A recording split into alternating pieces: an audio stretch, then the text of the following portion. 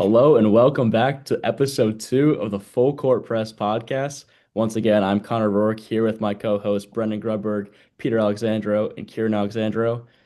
And guys, it's been a crazy week so far in the NBA, and the NFL just wrapped up with Monday night's game.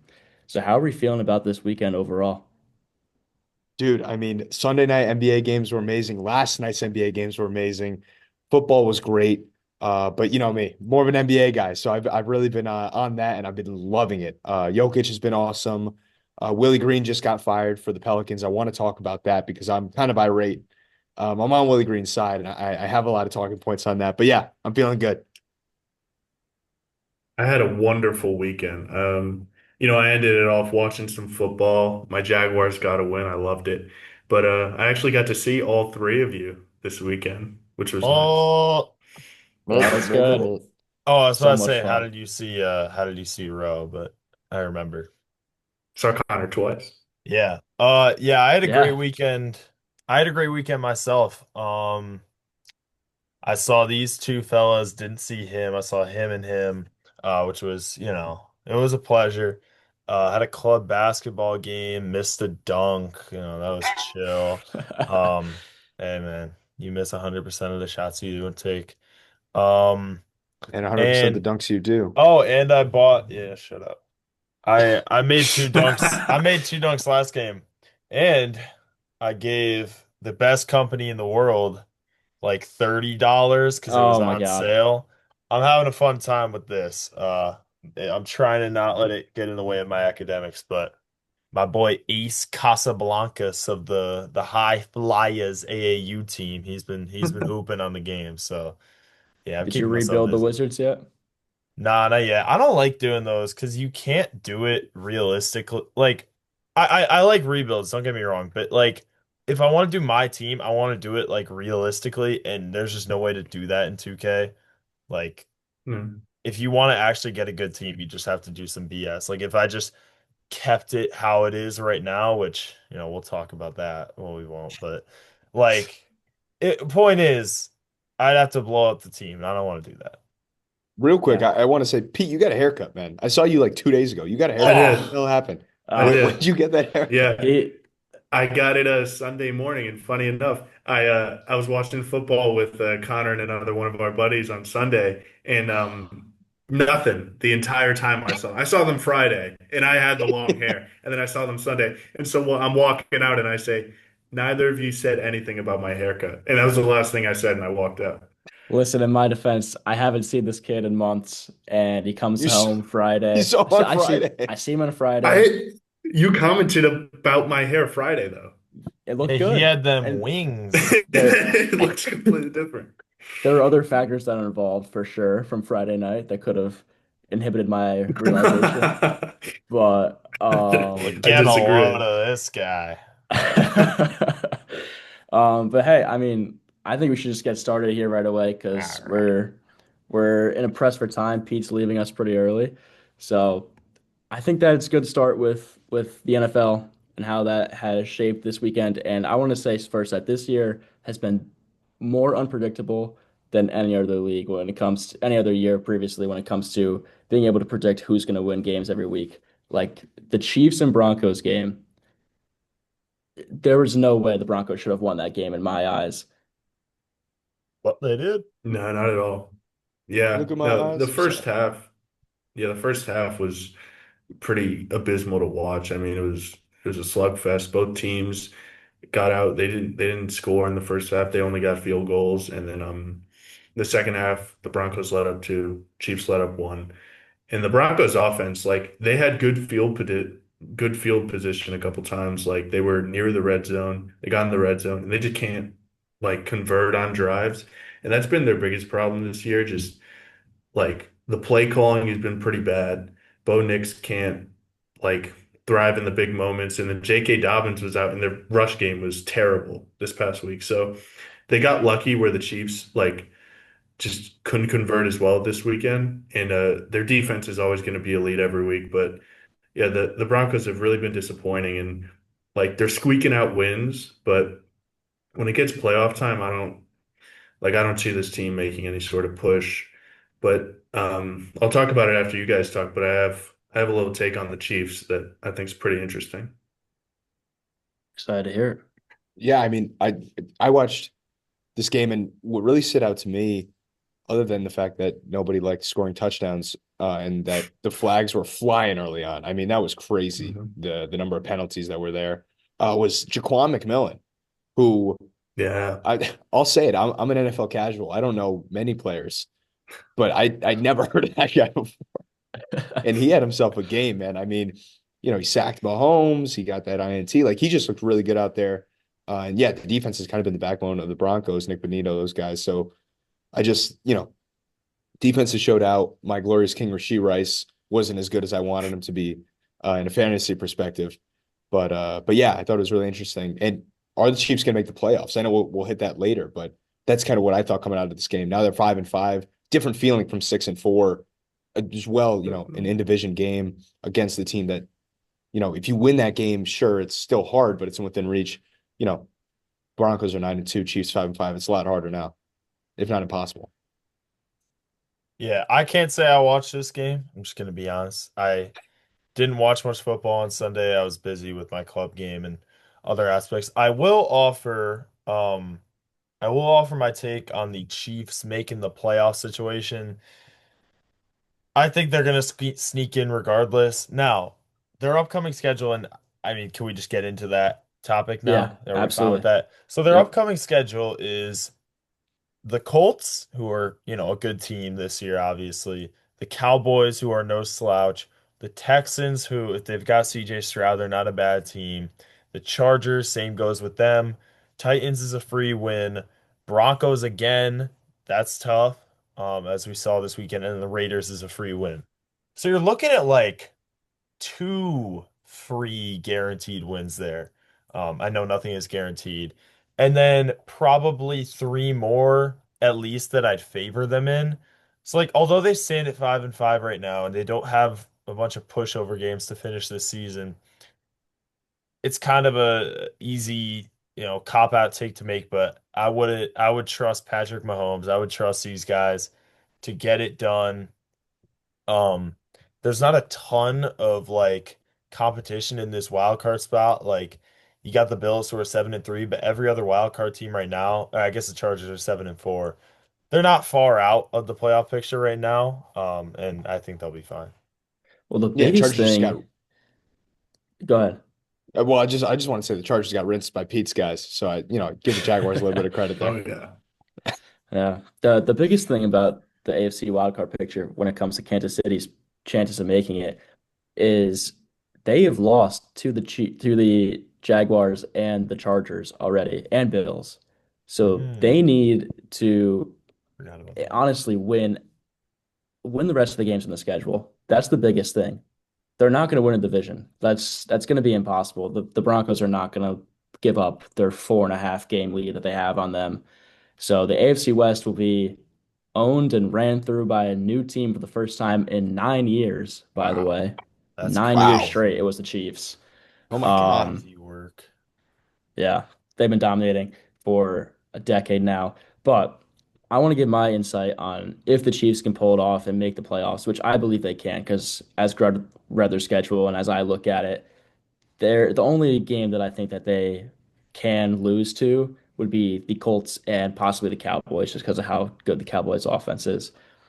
But What, I do hold think the on. Colts are going to win. You think there's no chance they lose to the Broncos again Yeah. after It's it in just Arrowhead. happened?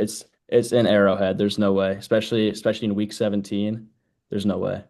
Dude, I The don't know. Chiefs, Yes. the I mean, Chiefs. So They're can all toss-ups. I get my insight? oh, go Yeah, ahead. yeah, yeah. Let's hear it. This Go AFC, ahead. this AFC in 2025 is being ran through currently by teams that have no real maturity and have no real proven success.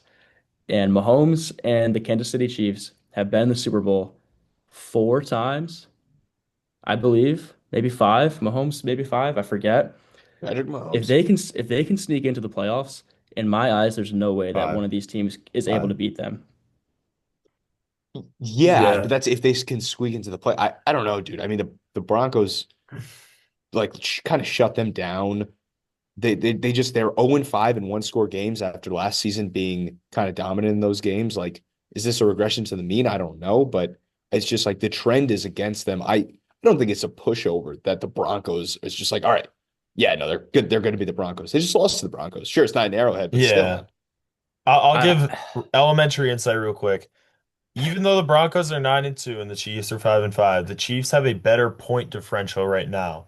And that's usually an indicate. I mean, we know the Broncos are less than a 9-2 team, and the Chiefs are perhaps more than a 5-5 team. But I think that gives some insight into like the Chiefs are underperforming right now. They've lost two straight. They've kind of had a slow start.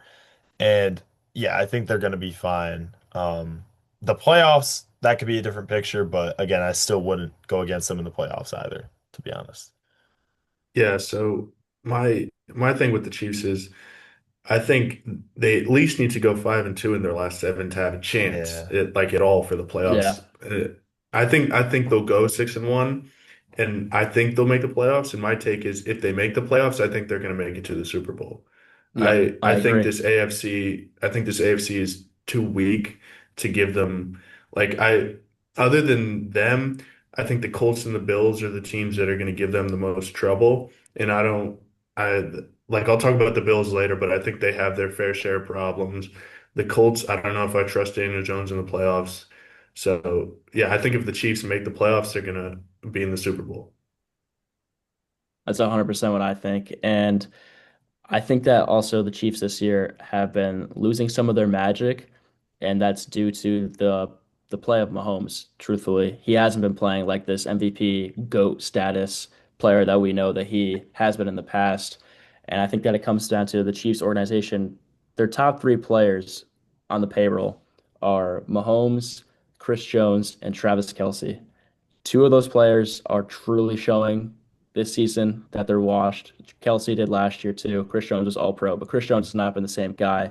He's out of 27, I think it's 80 snaps eligibility. He's ranked 20th for his position, which on Yeah. PFF, PFF is not the greatest system, but definitely hasn't been the force that we know he can be. Yeah.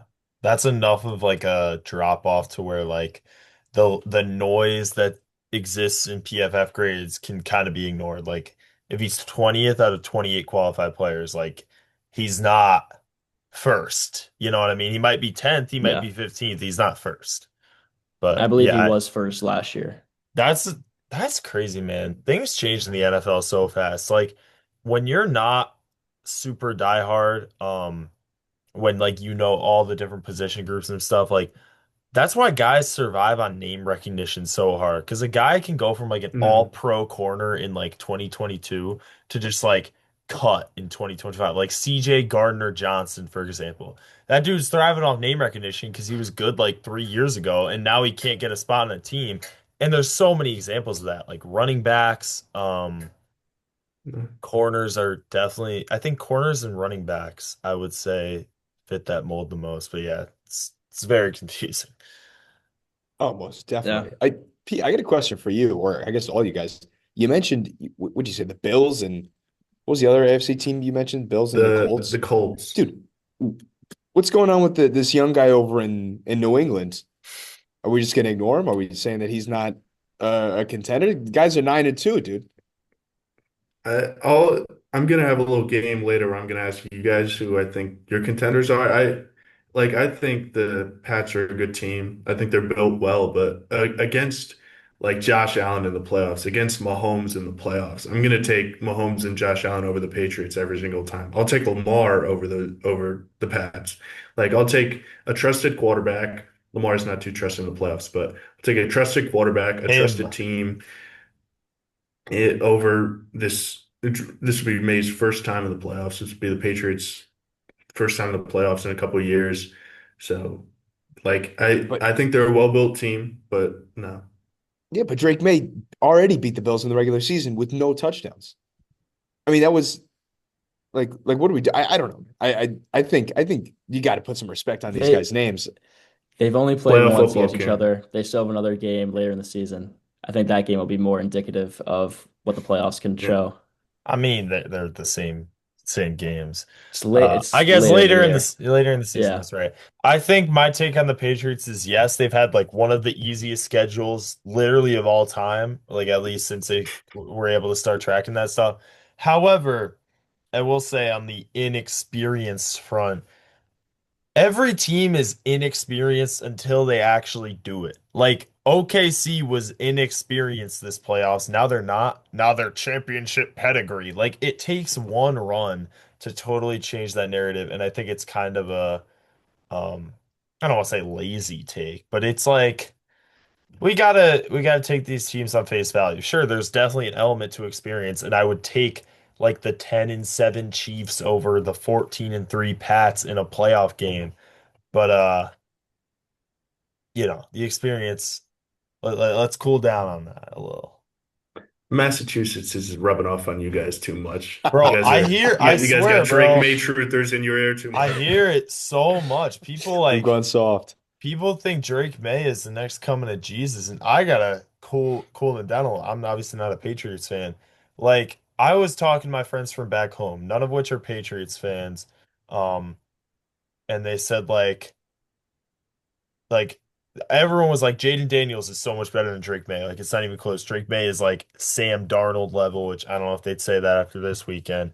Whereas I was talking to my friends from here, from school, and they're like Jaden Daniels isn't even close to Drake May. Like, what are we doing? Like, let's I be think it's a horrible objective take. I about think this. Drake May is absolutely better than Sam Darnold, and I think he might be as good as Jaden Daniels or better. And he's also played amazing this year. Like he's played at an Yeah, MVP level, dude. I think it's hard might to win it. go against that. There's no comparison between him and Sam Darnold. As much as Sam Darnold is an above average quarterback in the NFL, Drake May is leading this team to heights, sure, against an easy schedule, but it's Drake May, dude. I mean, like second year, he's showing himself where guys like CJ Stroud and Jaden Daniels had these electric rookie years and then have cooled off or in JD's case gotten injured.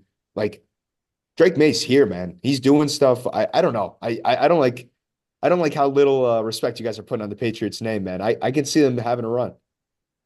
I I get it. agree. My whole argument was not about experience and the Patriots' lack thereof. It was more about Mahomes and Allen and just how good they are in the Okay, playoffs. yeah, I agree. I just wanted to go on a little tangent about the whole experience thing because I think it's just like a not really as big a factor as people like to say. It's one of those things like oh they've got momentum. Like does that really matter in between games? Like no. Like it's like oh if we won the last one, like we would have won this one. Like no, that's not how that works. Like get out of here. There's no way to prove it, but I'm a believer in momentum. But anyways, you guys mentioned Sam Darnold, and the Seahawks Rams game was my most anticipated game of the weekend by far. Agree. This game to me had the most playoff implications when it comes to controlling the NFC. So the top stat that I want to read to you guys is not Sam Darnold's 4 interceptions, but the Seahawks had the ball for 37 minutes and 49 seconds Yeah, it was insane. compared to the Rams 22 minutes and 11 seconds. And it was Wow. a 2 point loss for the team with 15 more minutes, a whole quarter more minutes played on offense than the Rams. That's crazy. Real quick, I want to say whoever's in the notes in our notes document, we have a notes document for these episodes. Someone just wrote in the notes document, wrote after Rose says, listen, the stat I want to mention, and it's not Sam Darnold's 4 interceptions. Someone just put in parentheses around that stat. Not the one Ro wants to mention. But yeah, It sounds I like mean, Grud. Sounds like Grud. It was me. It was me. that's crazy. How do you? I have to admit, I didn't watch this game. So how do you win this game other than Sam Darnold sucking ass, dude? That guy was horrible. We're asking how the Rams got it done. Yeah, yeah. How did they get it done, man? Pure defense. Absolute defense. Like Yeah. I mean, Kieran, Darnold made mistakes. I don't think you have to consider a reason other than Sam Darnold being ass. If a guy throws 4 interceptions, you're probably gonna lose. Like, hey, I don't think you gotta find like the hidden reason. Like, it's right there. Their quarterback threw 4 interceptions. Dude, but Ro didn't want to talk about that stat, so I'm trying to find other things. Well, My bad. because while he threw 4 interceptions, the Seahawks had a 61-yard field goal attempt to try to win the game, and Myers just missed it badly. But like while he had four interceptions, they were still in the game the entire time. The Rams Yeah. on offense never broke away, which we expected their offense to score a ton more points than what they did this weekend. So I just thought it was interesting that the Seahawks still had a chance. You know what's Oh, crazy? Yeah, no, this was a really, Sorry, you know what's yeah, crazy? you Like got it, Greg. missing a 61-yard field goal at the buzzer, like that's low-key like bad now.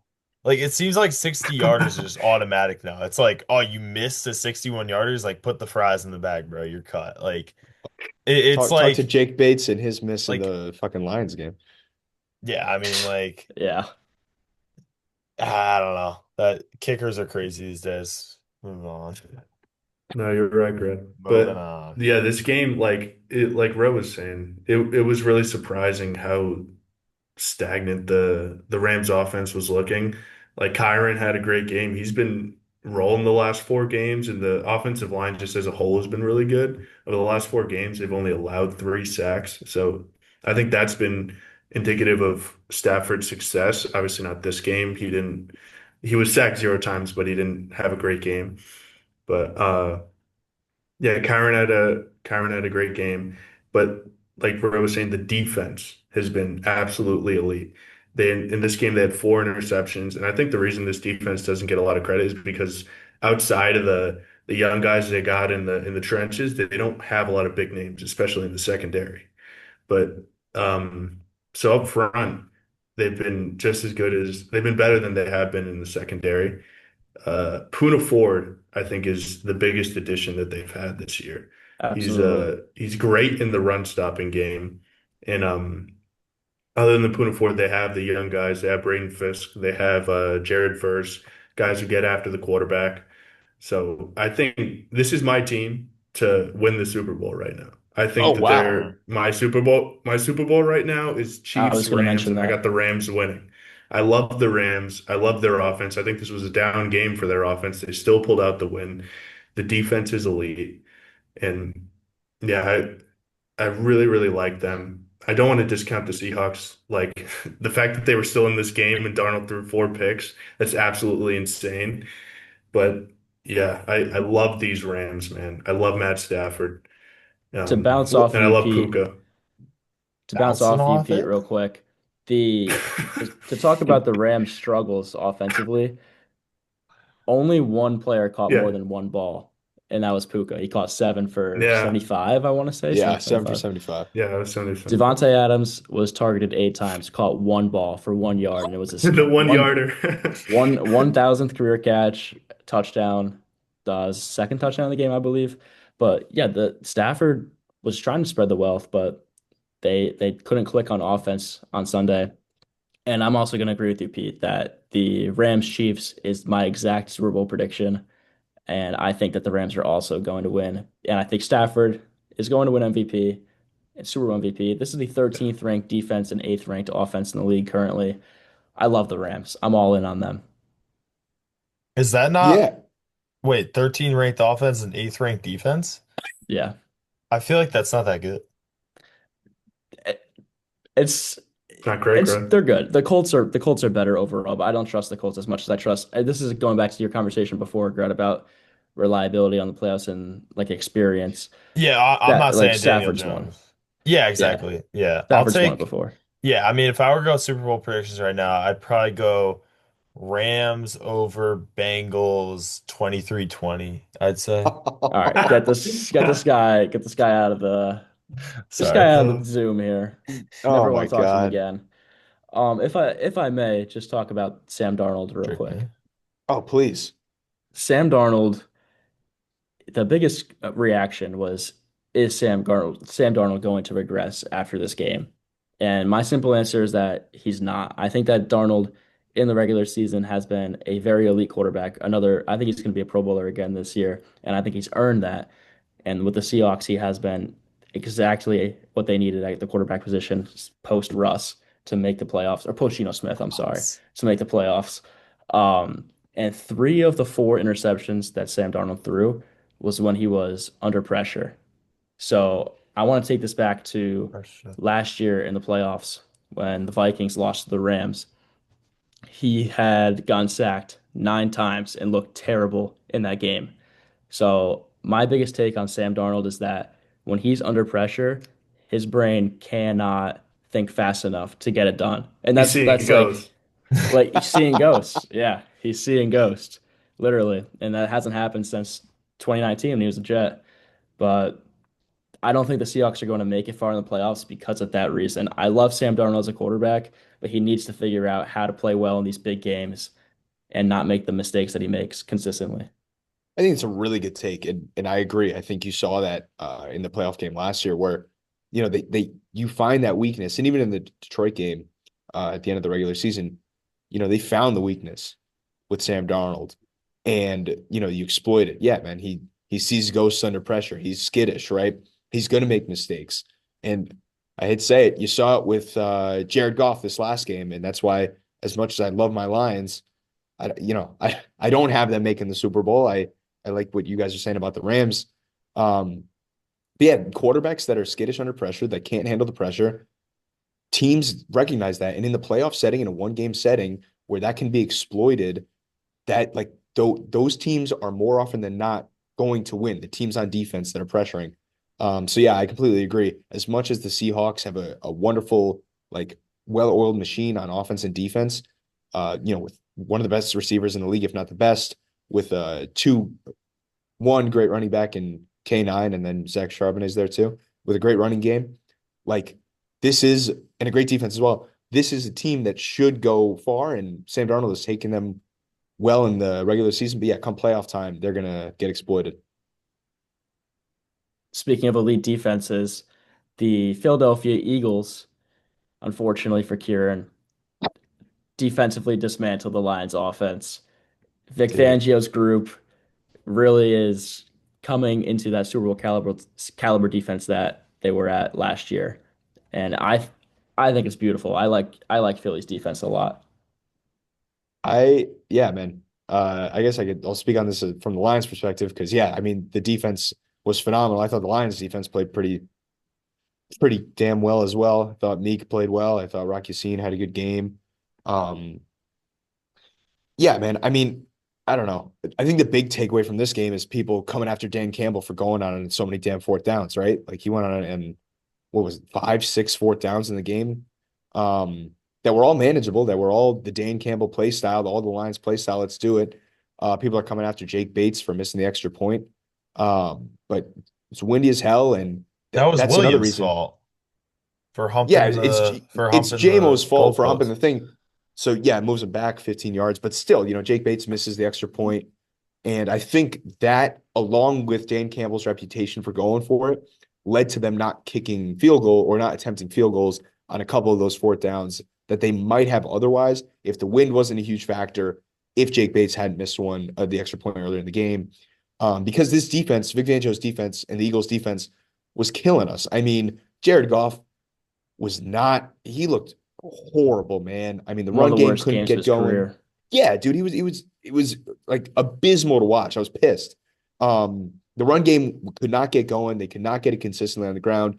The only real bright spot was, finding guys in the screen game. Yep. Obviously, you had J-Mo with that slant across the field, but besides that, Ja Gibbs looked great when they got him in the open field because he's a guy along with Amon Ra and along with J-Mo that in space can make stuff happen. And Ja Gibbs got it done. He had 107 yards through the air. A lot of that was just those quick screen passes. All right, let him work. And yeah, they got stifled on a couple fourth downs that if they would have converted, if Goff had been better, they would have won the game. It was a one score game to end it off. So I was just pissed. And that last run to Saquon where he just burst through, it looks like the Lions have him, and he bursts through and gets the first down. I was just so pissed. I'm like, God damn it, this team. I just 6-4 in that, in the NFC, but especially in the NFC North, where the Packers are 6-3 above, and the Bears are, I think, 7-4 above. It's just like, come on, man. Like, oh, it's just so frustrating. Or 7-3 rather. Yeah. Anyway, that was my take on the game. Defense played well, but those Eagles played a lot better defensively. Yeah, this game showed unfortunate pattern for the Lions. Their four losses this year. They have four losses, right? Their Yeah. four losses all come against good defenses. The Eagles, the Packers, the Chiefs, and the Vikings, which the Chiefs are not in the upper echelon with the rest of these teams, but they have Trent McDuffie, a top safety, Chris Jones, who Rose said he's not playing as And well this Spags year, is a but great they have a defensive good, mind. yeah, Spags is a Yeah. great coordinator. And so it just shows like the Lions, when they play these elite defenses, they just can't perform as well. And that's got a lot to do with the offensive line this season. It's not been as elite as years past, and that's a lot to do with some injuries. That's a lot to do with them being a lot younger this year on the offensive line. And something that I thought has been pretty interesting is, especially in the Vikings game, Jahmyr Gibbs has been playing a lot more. He's been getting a lot more snaps, which I think makes their offense a lot more dynamic. It makes it so their offense is a lot more potent. But what it does is allows a lot more pressure on the QB, which Goff sucks with pressure, just like Sam Darnold.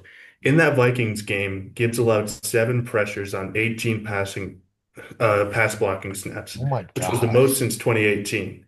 So he's just like one of the worst pass blockers as a running back. And that's why he doesn't get a lot more snaps than Demont, which I know, Kieran, you're always asking for more Gibbs snaps. I I think all am. Lions fans want it, but it's just like they can't give it to him because in those moments, like what's his name? Brian Flores was just exploiting Jahmyr Gibbs. He was blitzing them over and over and over again. And I mean, they only lost that game by 3, but like they get beat by the Vikings, who that offense sucks. So Yeah. it's just this team, like they can perform well against the easy defenses. They can score 50 points, but when they play these top teams this year, I don't, it's not going the same as past years where, their offensive line could mask the other struggles and Jared Goff can look really clean in the pocket. So that's unfortunate for them this year. I think, uh, I think they're going to make the playoffs. They might win a game, but yeah, they're looking And like a pushover against the big teams. And last thing I want to say, Grud, sorry, before you hop in, kind of Pete, to your point there, right? Where this two-headed monster attack that they had last year with the Ben Johnson offense, that Monty's getting in space. It's like this season, it's like, all right, this is a David Montgomery play. This is a Jahmyr Gibbs play. Last season, it was just like Ben Johnson can get them both involved. You don't know what the hell we're doing. If Dave Montgomery's in, we might be passing, we might hit him in a screen, and he might be explosive because he's a great running back in his own right, right? Um, and this year, that's the biggest difference because I think between Aaron Glenn and Kelvin Shepard, I think Kelvin Shepard has been an amazing defensive coordinator. He's really been, gotten those guys great through injuries. He's been great, but I do think the loss of Ben Johnson is a lot bigger, not even a lot bigger than people thought. People thought it was going to be kind of this, horrible thing. So yeah, it's definitely shown that the loss of an amazing offensive line is showing its cracks now. Sorry, Grud.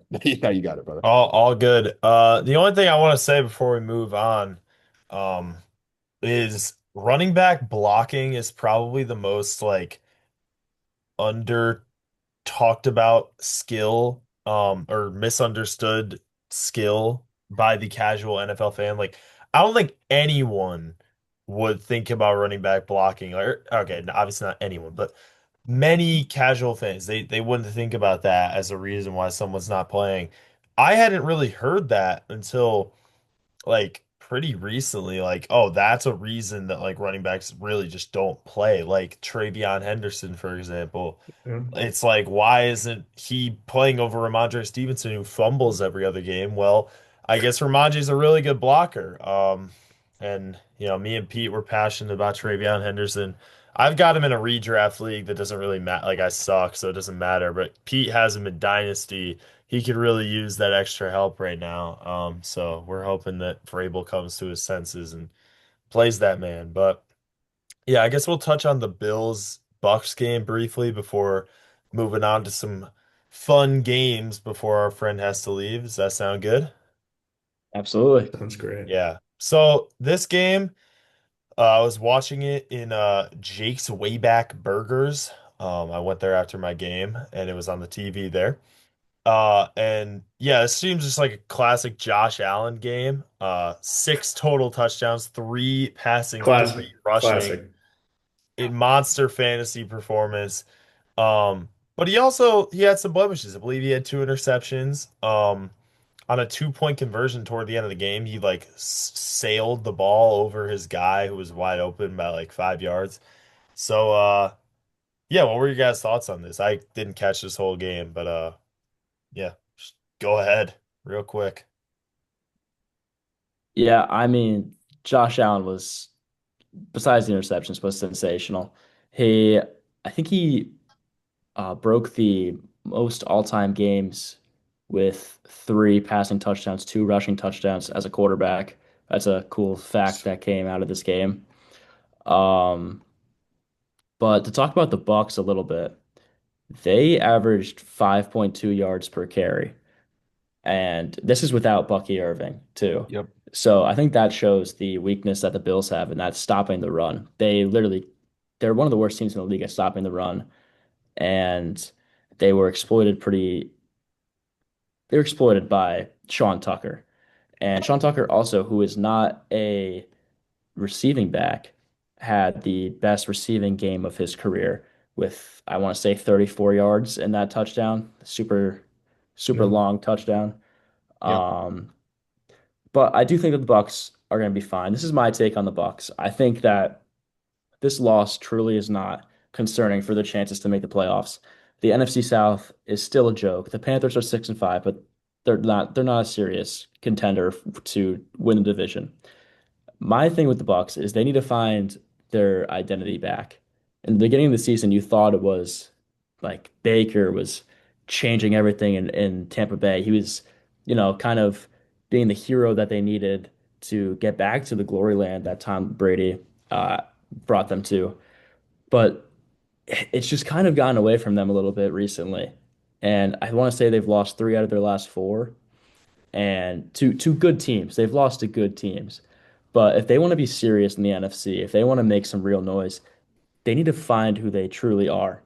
And I think that's the biggest struggle that they've had this season. And a lot of it stems defensively. Their offense has been fine. But as a defensive minded coach with Todd Bowles, their defense needs to be fixed around a little bit. And that's just my take on the Bucks. I think they're going to be fine in the play, like make the playoffs, but that's about it. I agree with all that.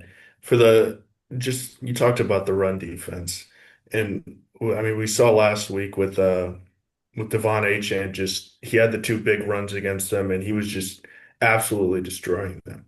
And it's been Ed Oliver. Ed Oliver is one of the premier run stoppers in the NFL, and he's out for the rest of the season right now. So that's it's a big blemish on their defense, and you know like that's a big problem right now. And the other problem is with the defense not being able to stop the run, uh, a lot of it is on the back of Josh Allen having these huge games to get the wins. So, they had to score, what was it, 44 points this game, I Yep. think it was. They got the win, but they allowed 32. Like, so, and yeah, that's just been their wide receivers. They don't have a strong wide receiver core. Ever since Stephon Diggs left, it's been like that. Keon Coleman this last week didn't even play because I think he missed a meeting or something. And Yeah. even when he has played, he's not been the receiver that they hoped he was. So, and I think the trade deadline was some place where they could have went out, got a receiver. They could have went out, got some just defensive pieces to bolster this defense that has been struggling, and they didn't do that. So that's my hesitation with them when it comes playoff time. That's where I think I would edge out the Chiefs against them, something like that, because like Josh Allen, we know he can carry that load. We know he can carry this team. He showed it this past week. He had six touchdowns. It's absolutely insane. Yeah. But is it sustainable? Maybe. But yeah, this team just has a lot of problems, and yeah. Yeah, I completely agree. I think you guys got some great takes on this. And yeah, I mean, just all I want to harp again on is Josh Allen, six touchdowns. It's crazy. But I want to get into some mini games for you guys, Pete, before you leave, before you head out. We've got an NFL imposter. Three of us know this player. One of us does not. I'll start us off. Defense. We'll Oh, go to Pete next, who's right? gonna We'll go go next? Is Pete, it me? Pete Grud, me. Yeah. Yeah, it'll be me. Tall. Big. Okay, we'll do a minimum 2 rounds, Yeah, I yeah. believe. I'm gonna go 2022. Dude, I don't know football, so I don't know what the hell that means. Um, I'm gonna say not big. Skinny.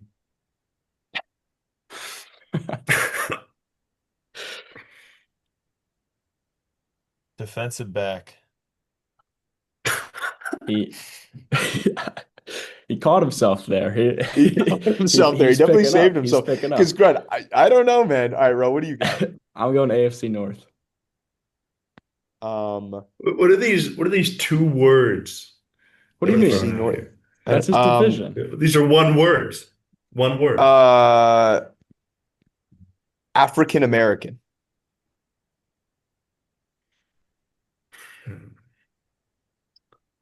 Injuries. Um, hmm. Disappointing. All right, that's All right, Ro, Can you're we up. guess, You're please? Can you're we up before grab? we yeah. get before we I get imposter out do, of here. do you need Let's me to even get his say a word? ass. Yeah, Do you Ro, want me to just say a just word? say something, Ro. All right, I'll just say purple. I'll say purple. All right, All right, Grud. Do you have any three, guess at who? Okay. 3, 2, 1, Grud. Marlon Yeah. Humphrey. Go ahead, go ahead. Marlon Humphrey. Kyle Close, I Hamilton. guess. Kyle Hamilton. Oh, Yeah. damn. Pro I said bowler, all disappointing. pro. Disappointing. Disappointing. Big. Uh, Oh man. he said tall.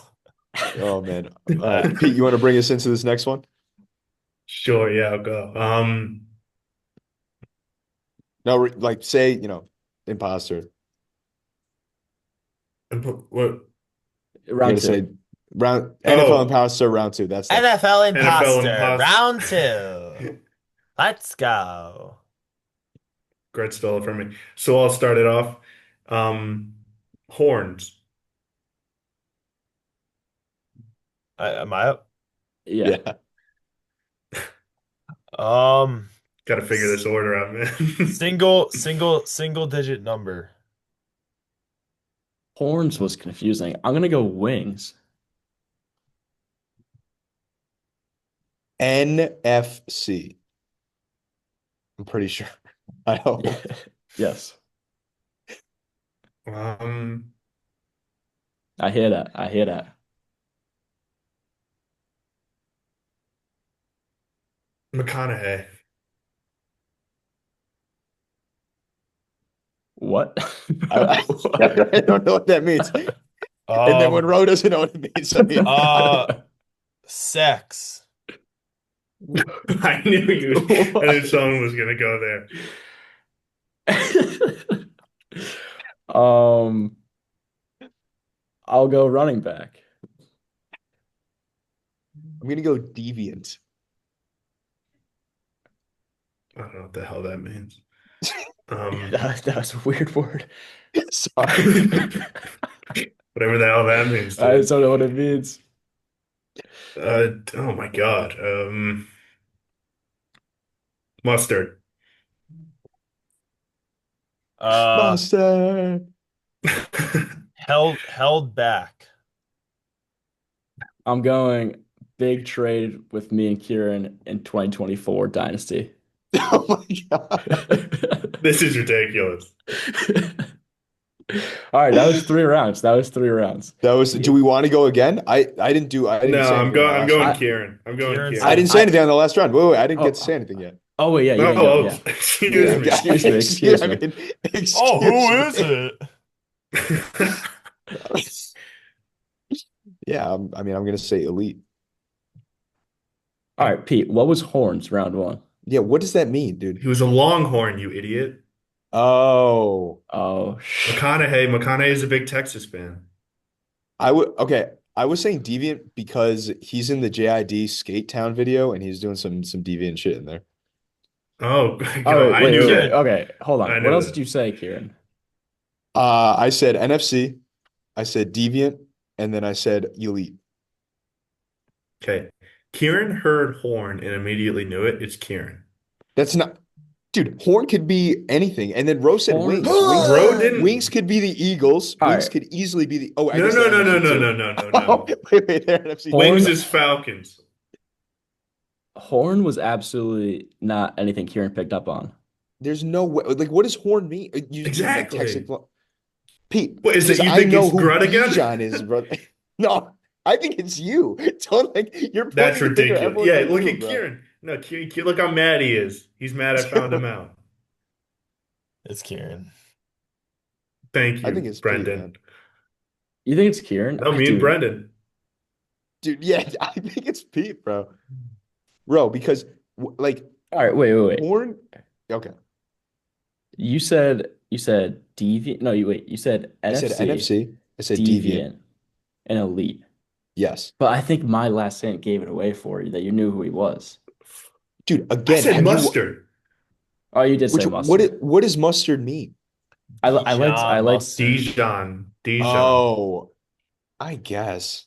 All right, yeah, Gotcha it's I now. don't Kieran. know. It's The Kieran. reason I said It's deviant, dude, Kieran. the reason I said deviant was because he's in that video, the JID video, and he's doing some crazy shit.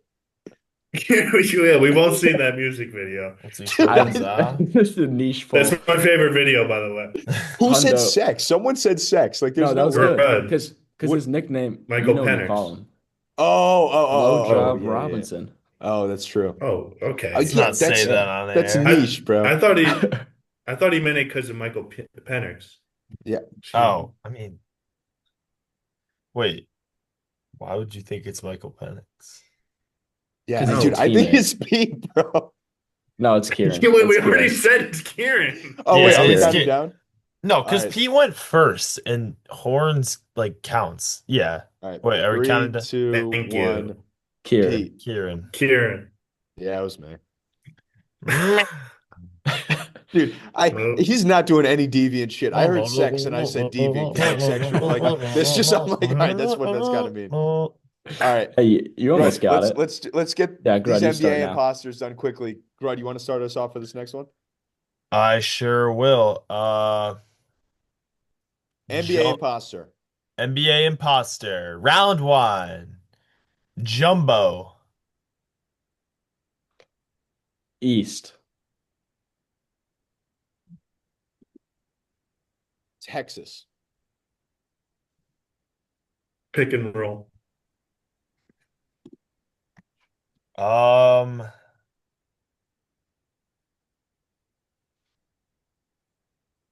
light skin.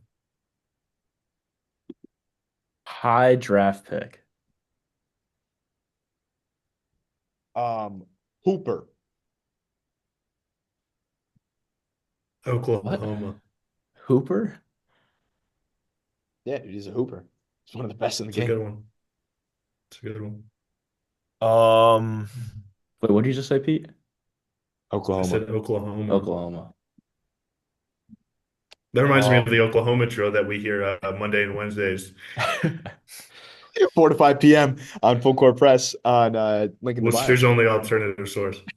Worcester's only alternatives. Studio right behind me. I'm gonna Okay, go Imposter, say your hand. improved. All right, I'll go shifty guard. All right, one more round. I'm gonna say one. Ooh, that gives it away. Shit, 1 seed. Inefficient.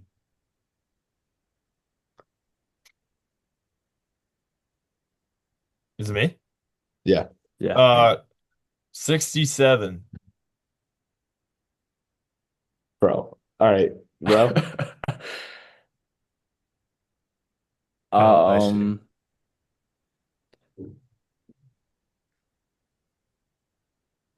I'll go bench piece. Okay, it's Rowe. It's Rowe. It's Rowe. No, no, it's not. He came off the Oh, that's bench to perfect. start the season. He came off the bench to start the season. Oh yeah, yeah. Wait, I remember. is I this remember player? Cade Cunningham did that. Yeah. Yeah, it's not Cade Cunningham, buddy. Okay. Nice try. Nice try. Let's try. Who is I'm it like, then? I'm like, wait, I'm getting gaslit right now. Did we get two different names here? All right, 3, 2, 1, Rowe. Rowe. Bro. Okay. I literally couldn't pick up on anything that you guys were saying. I'm not gonna lie. That was Okay. hard. Oh my God. That was Yeah, really no, hard. I did not understand 67. he had That's 67 a He's got fantasy fantasy 67 points for fantasy the 6 basketball weeks. reference. Oh my Yeah, God. And I Marty, was gonna make a Marty, reference of how Marty he still lost beat to Marty me. I in a oh cookie fatty. I should have immediately gotten there. Dude, you said number one seed and I got Yeah. it right when I said East. I should have put the pieces Yep. And together. you It was got a high Cade. draft pick as well. Yeah, it was Oh yeah, I impressive. did say that. Yeah. All right, I'll Ro, just lead us Like off you on hold this had on it to last in the one that. before bag. Pete's got to go, dude. Because Yeah. I don't want Pete to. All right, this is the last round NBA imposter. I'm gonna say, ooh, is it 2021? Sure. Sure. All right, 22. Who's am I next? Yeah. So, I'm just gonna say Grud. it's a good one. Uh, No. It's I'm Pete. gonna. Oh, It's Pete. all right, Pete, go ahead, buddy. Dynamic. I'll go. Fred Um, always makes me laugh. I'll go draft Fred with his steal. pause. Draft steal. You can interpret that multiple ways. It'll still count. I'm gonna go barrier. I'm gonna say high flyer. The fuck does barrier mean? Steal. Yo, Grud already said that, bro. He said no. He said steal of the draft. But then he Yeah. said Um, could interpret it different ways. yeah, Deflection.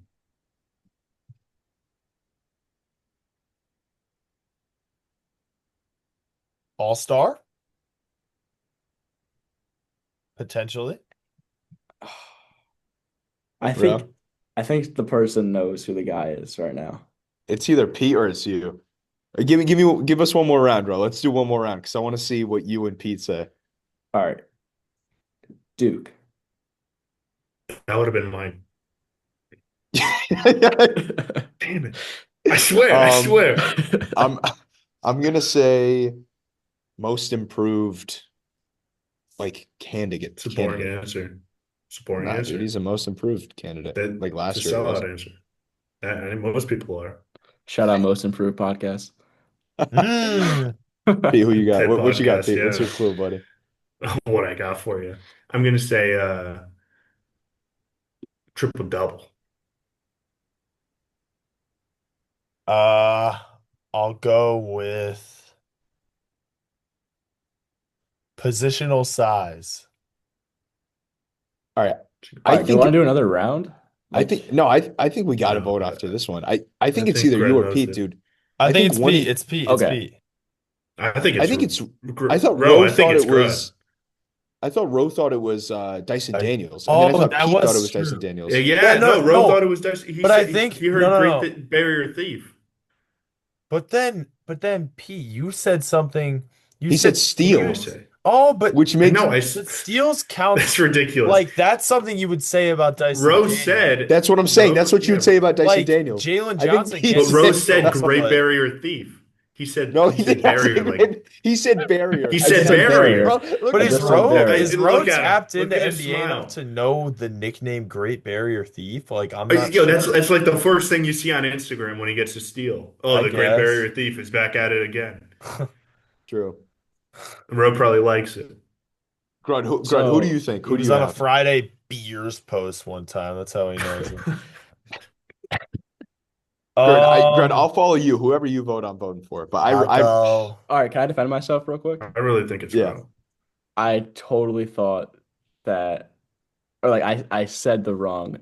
I thought this Yeah, dude was it's that Pete. It's nickname. Pete. It's Because gotta he be heard the Pete. wrong, he thought it was the wrong hawk.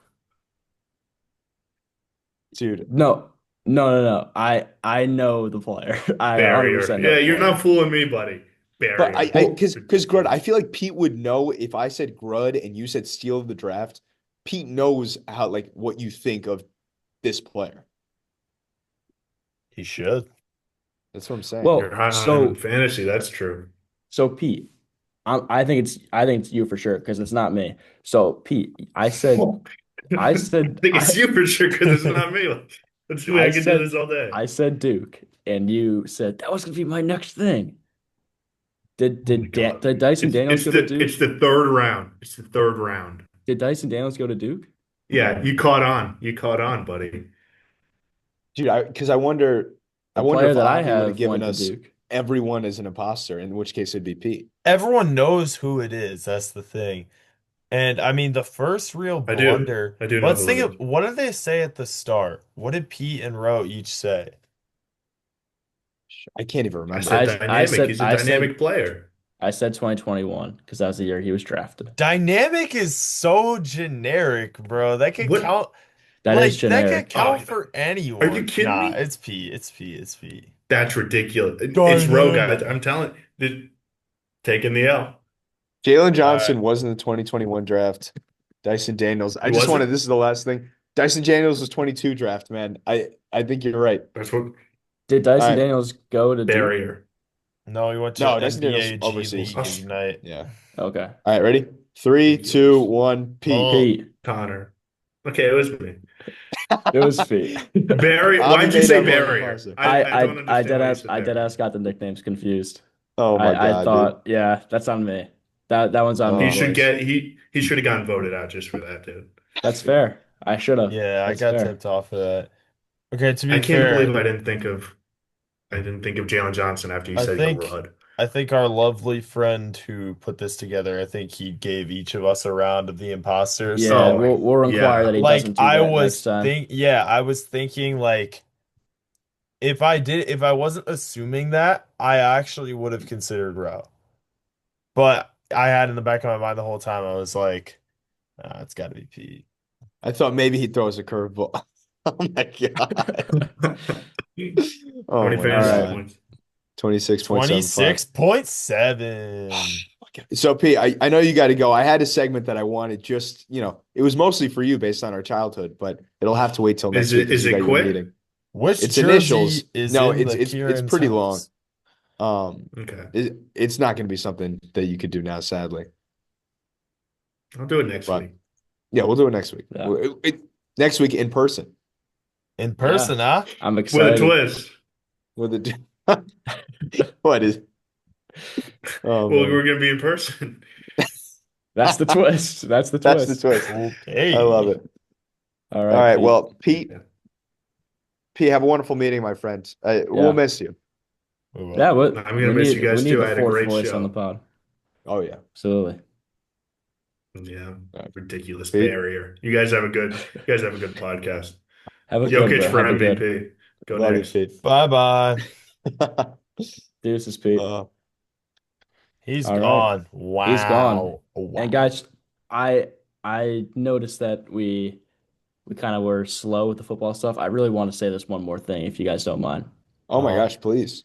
I just want to talk about the Cardinals and Kyler Murray a little bit Oh, okay. because of how Yeah, Jacoby Brissett has played. I think it's time for them to move on from Kyler. I think it's time that I actually saw that he is rumored to be talking with Cleveland, which I think would be fun. But I I just don't know. That'd be after cool. drafting two quarterbacks. I don't know, I man. mean they both Well, suck. they both are Yeah. terrible, and Yeah. Kyler fits their offense more than he does in Arizona. But I think that Brissett is obviously not the answer in Arizona, but I think he really that sort of player, pocket passer, really fits the Cardinals' offense more than the rushing quarterback that Kyler Murray is. And I mean, Brissett just threw for 452 yards on an NFL record 47 completions in their. Dude. They got blown out still, But Yeah. yeah, so I don't think that Brissett is the answer, but I do think that it's time for them to move on from Kyler.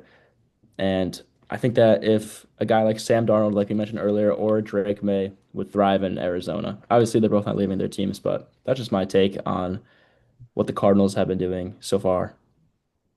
Yeah, Yeah. you wonder if you can get what draft capital you could get for a guy like Kyler Murray, right? Who was an MVP candidate however many years ago now, who probably still has allure around the league, definitely to a team like the Browns. What draft capital you can get back, and do you use obviously this quarterback class isn't as good as it was touted to be, but do you use one of your first round? Do you use your first round pick on a quarterback in this class? If there's one that falls to you, do you trade up? What do you do? I don't know. I think it's an interesting conundrum they've got. Yeah, I think something the Browns can consider with the Kyler Murray thing. I agree, the Kyler Murray change of scenery could definitely be useful for him. Obviously, he's a talented guy. It's just hasn't worked out historically in Arizona. And I'm not sure his value is going to be very high after this season. I don't know how tradable his contract is. I don't. I'm not as tapped in with like how contract and trading works in the NFL. I know there's like dead money and stuff, but we don't have to worry about that. I think with the Browns, like you can look at it like trading some of the assets you got from trading back with the Jaguars. I think that would make sense because it's like we traded Travis Hunter for Mason Graham and our next quarterback. And I think it makes sense for them to get a talented guy like Murray. When they've got Miles Garrett locked up long term, obviously you don't want to waste his prime. Like he's unbelievable Yeah. player. He's got like 11 sacks in the last 3 weeks. Just a Yep. generational player. Obviously, we've known that for a decade. On pace for 3.5 more sacks than the current NFL record. Yeah, which is like, I mean, 3 weeks ago he was just having an okay season. Now he's taking attention away from my guy Brian Burns, who's about the only bright spot on the Giants Who defense is this second in the season. league, I think, in sacks, Yeah, right? was first Yeah. up until this week Yeah. when Garrett had like four. Burns had two and he lost the lead. Crazy stuff. Um, but yeah, man, I agree. And I also want to get this off my chest, talking about the Cincinnati Bengals and Jamar Chase and that altercation that he had with Jalen Ramsey on Sunday. I don't get why players do this. It's the stupidest thing in the world to me. Like, what business do you have causing, like, you're going to get caught. You're going to get caught on camera. There's cameras all over the field. Why are we lying about it to the media? Jamar Chase is a captain of the team.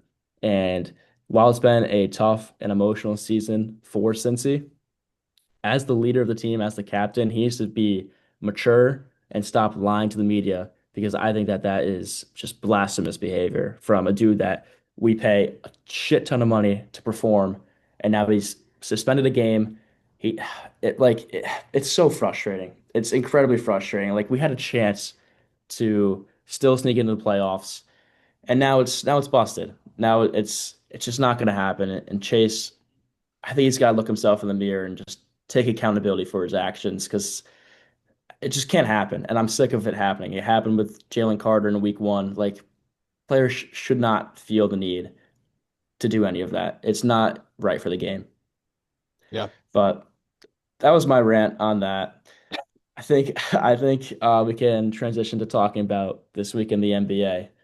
And you Well, guys, yeah, go ahead. You guys have more knowledge on this than I do. So I've got a rant for you, for the two of you, leading off of that rant about Coach Willie Green, now former coach of the New Orleans Pelicans. Talked about this on the radio show Mondays, Wednesdays, 4 to 5 p.m. But I wanted to WCHC bring it here as 88.1 well. of him. Yeah, exactly.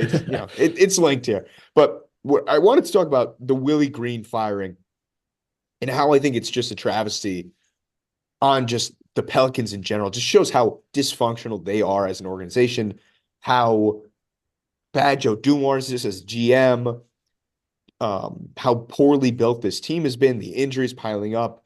Willie Green was 150 and 190. That's a 44% win percentage in since 2021 to the first 12 games of this year where he started 2-10, right? And you look at that and immediately you say, oh, well, he's had Zion Williamson and Brandon Ingram.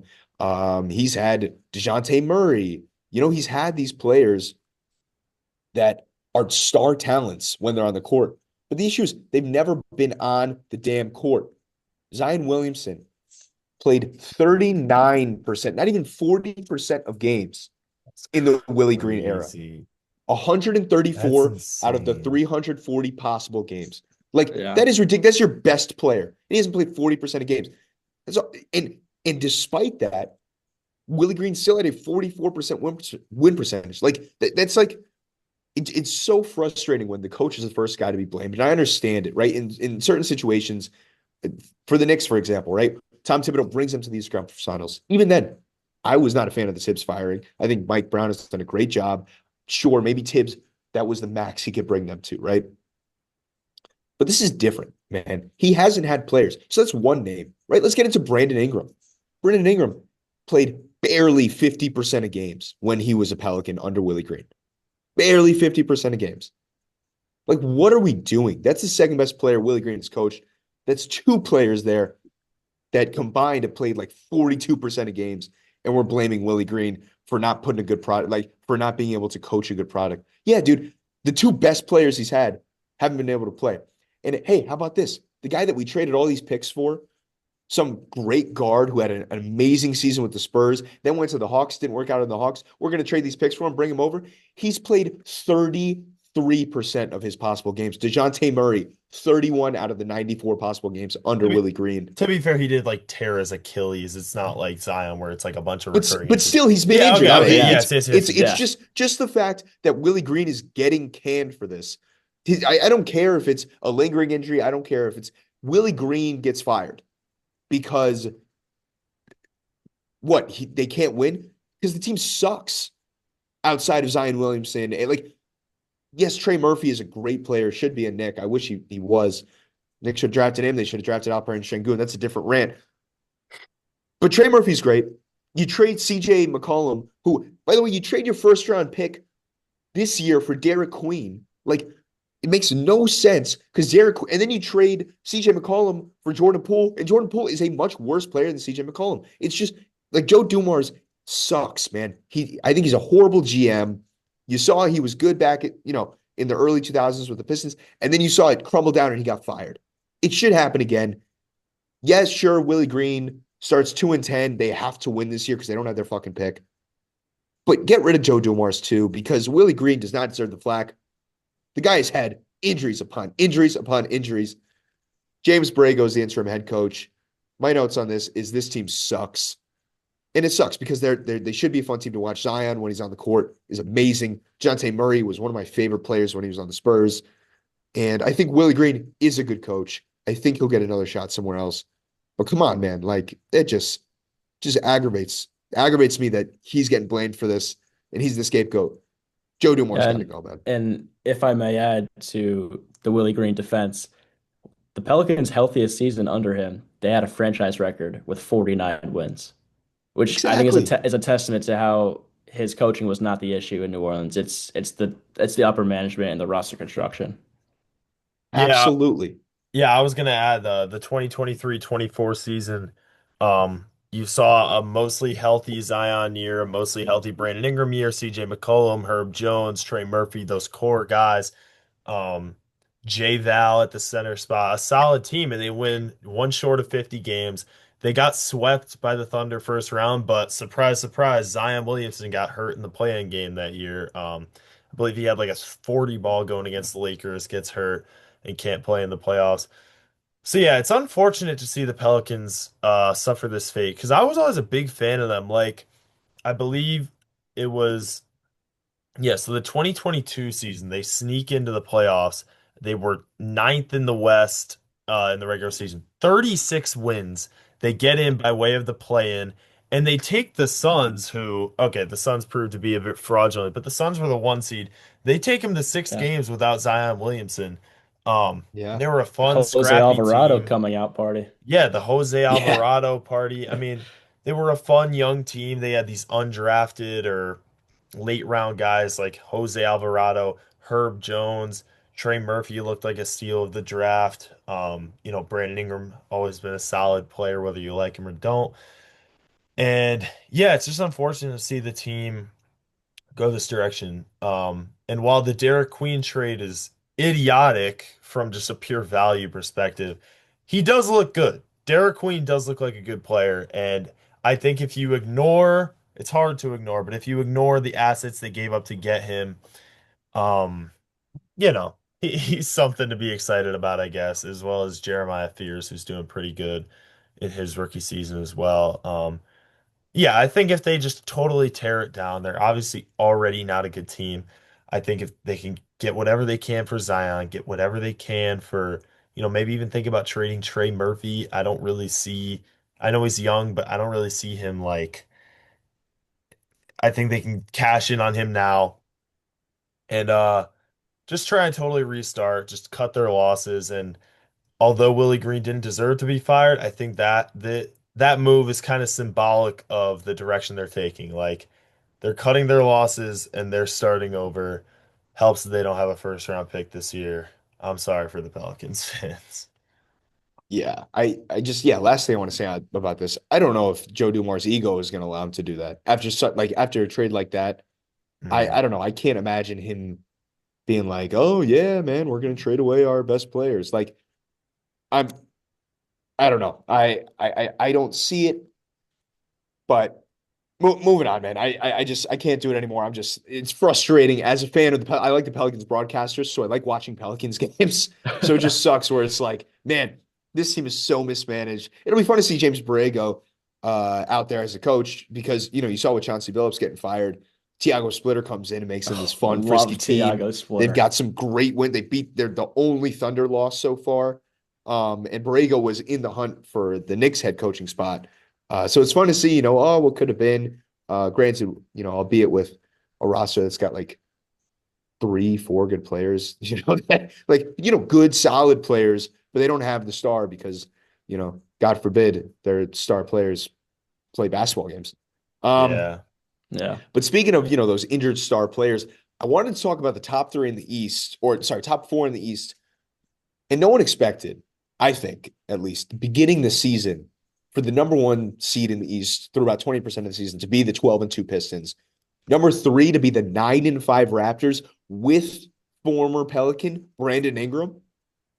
And then the number four team being the 9-5 Atlanta Hawks, who made moves, but I don't think you expected them to be this good. So I just, these teams are all pretty high in offensive and defensive rating.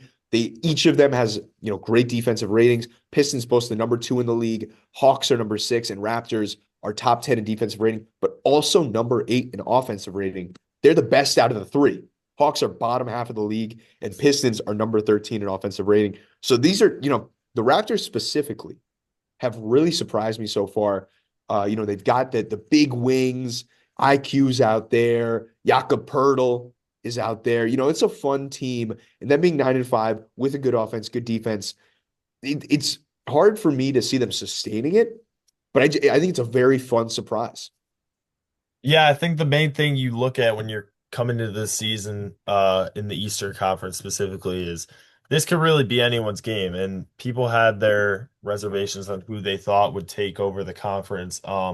And I didn't see a ton of love for the Pistons. I think a lot of people expected the Pistons to kind of be the same team, which in hindsight is a bit naive thinking considering I believe they had the biggest year-over-year win turnaround last year. Obviously they were like 14 wins to like 45 or something.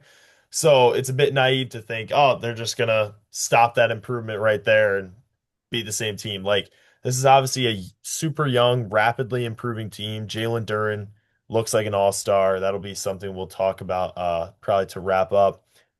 And with the Raptors, I'm excited to see them doing well because, you look at that starting lineup on paper, especially after they traded for Brandon Ingram, and it's just a talented team. I mean, Emmanuel quickly, he's on a big contract, a bit overpaid, but he's doing his job at the point guard position.